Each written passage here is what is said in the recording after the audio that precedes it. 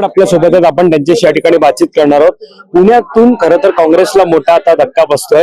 रवींद्र दंगेकर वीज दंगेकर म्हणून जे निवडणुकीमध्ये चर्चेत आले होते, आता ते शिवसेनेमध्ये येत आहेत, त्यामुळे निश्चितच त्यांचं स्वागत कशा प्रकारे असणार आहे, काँग्रेसला त्याचा मोठा फटका बसतो। बघा, दंगेकर आमच्या पक्षामध्ये येतात, ते निश्चित येणाऱ्या प्रत्येकाचं स्वागत असणार आहे। आणि महाराष्ट्रामध्ये आता आमचा हा फ्लो प्रचंड मोठ्या प्रमाणात वाढत चाललेला आहे। आणि दुसरीकडे काँग्रेस आणि उभाटाचे लोक त्यांना सारखे सोडून चाललेले आहेत। उभाटाचे अनेक उमेदवार जे विधानसभेत लढले त्यांनी देखील पक्ष सोडलेला आहे। आणि एकनाथ शिंदे साहेबांवरचा विश्वास हा या ठिकाणी प्रचंड मोठ्या प्रमाणात वाढत आहे। आणि म्हणून आमच्या पक्षामध्ये सारख्या लोकांचा ओढा या ठिकाणी वाढतोय। आता काँग्रेसचा प्रदेशाध्यक्ष हर्षवर्धन सपकाळ हा माझ्या मतदारसंघातला आहे। तिथे काल परवाला दोन चार मोठ्या स्ट्रॉंग लोकांनी, महाराष्ट्रभरच्या लोकांनी प्रवेश त्या ठिकाणी घेतले। अजून तिथे माझे आमदारांनी काही मोठे पदाधिकारी तिकडे प्रवेश घेणार आहेत। त्याच्यामुळे एकनाथ शिंदे साहेबांवरचा आणि आमच्या शिवसेनेचा विश्वास या लोकांच्या प्रति मनामध्ये त्याच्यामध्ये आदर आहे, म्हणून लोक आमच्याकडे येत आहेत। काय वाटतं, एकीकडे उभाटाला गळती होती आणि आता काँग्रेसमध्ये सुद्धा अशाच प्रकारची गळती पाहायला, यांच्या नाकर्तेपणामुळे लोक यांना सोडून चाललेले आहेत। यांची धोरणं चुकीची आहेत, यांचं वागणं चुकीचं आहे, यांचा कार्यकर्त्यांशी संवाद चुकीचा आहे। त्याच्यामुळे इकडे सुसंवाद असल्यामुळे आमच्याकडे लोकांचा कल वाढलेला आहे। आज अर्थसंकल्प सादर होतोय, साधारण अजित पवार हे अर्थसंकल्प सादर करणार, मात्र सर्व महिलांचं लक्ष आहे ते अर्थसंकल्पातून महिलांसाठी जी लाडकी बहीण योजना लागू केलेली आहे त्यातून 2100 रुपयांची घोषणा होणार का? घोषणा ऑलरेडी झालेली आहे, इम्प्लिमेंट करायची वेळ आहे। त्याच्यामुळे घोषणा आता आज होईल याची काही आवश्यकता नाहीये।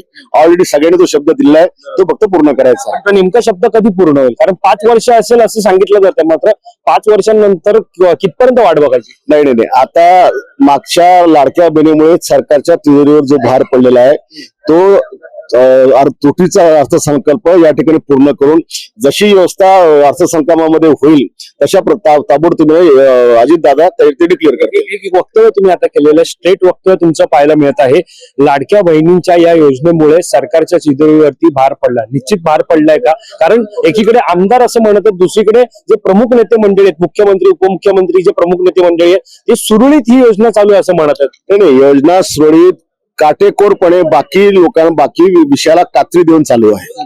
म्हणजे यावर्षी कुठल्याही आंदोलनाला बजेटला पैसे मिळणार नाहीये हे नाकारता येणं शक्यच नाही की या योजनेमुळे सरकारच्या तिजोरीवर भार पडला, हे नाकारू शकत नाही कोणी। मोठी बातमी दिली आहे, कारण मोठी घोषणा केली आहे की आमदारांना निधी मिळणार नाहीये। निश्चित आहे ते खरं आहे।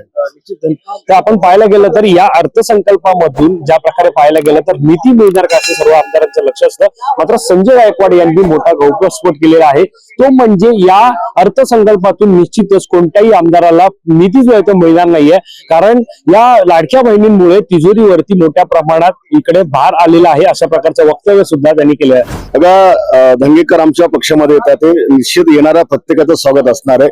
आणि महाराष्ट्रामध्ये आता आमचा हा फ्लो प्रचंड मोठ्या प्रमाणात वाढत चाललेला आहे। आणि दुसरीकडे काँग्रेस आणि उभाटाचे लोक त्यांना सारखे सोडून चाललेले आहेत। उभाटाचे अनेक उमेदवार जे विधानसभेत लढले त्यांनी देखील पक्ष सोडलेला आहे। आणि एकनाथ शिंदे साहेबांवरचा विश्वास हा या ठिकाणी प्रचंड मोठ्या प्रमाणात वाढत आहे।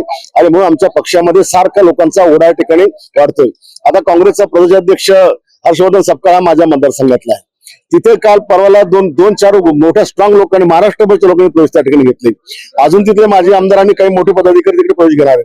त्याच्यामुळे एकनाथ शिंदे साहेबांवरचा आणि आमच्या शिवसेनेचा विश्वास या लोकांच्या प्रति मनामध्ये त्याच्यामध्ये आदर आहे, म्हणून लोक आमच्याकडे येत आहेत। काय वाटतं, एकीकडे उभाटाला गळती होती आणि आता काँग्रेसमध्ये सुद्धा अशाच प्रकारची गळती पाहायला, यांच्या नाकर्तेपणामुळे लोक यांना सोडून चाललेले आहेत। यांची धोरणं चुकीची आहेत, यांचं वागणं चुकीचं आहे, यांचा कार्यकर्त्यांशी संवाद चुकीचा आहे।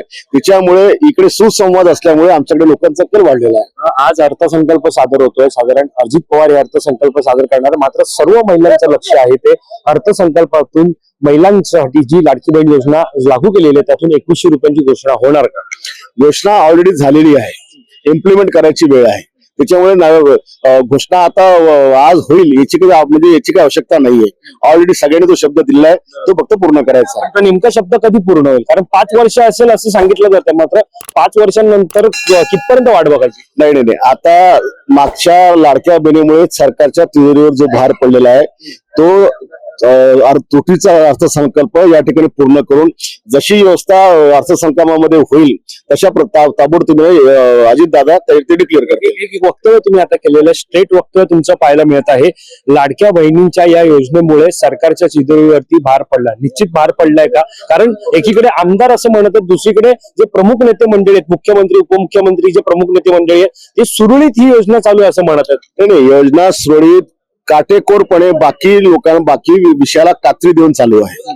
म्हणजे यावर्षी कुठल्याही आंदोलनाला बजेटला पैसे मिळणार नाहीये हे नाकारता येणं शक्यच नाही की या योजनेमुळे सरकारच्या तिजोरीवर भार पडला हे नाकारू शकत नाही कोणी. मोठी बातमी दिली आहे, कारण का मोठी घोषणा केली आहे की आमदारांना निधी मिळणार नाहीये. निश्चित जे आहे ते खरं आहे.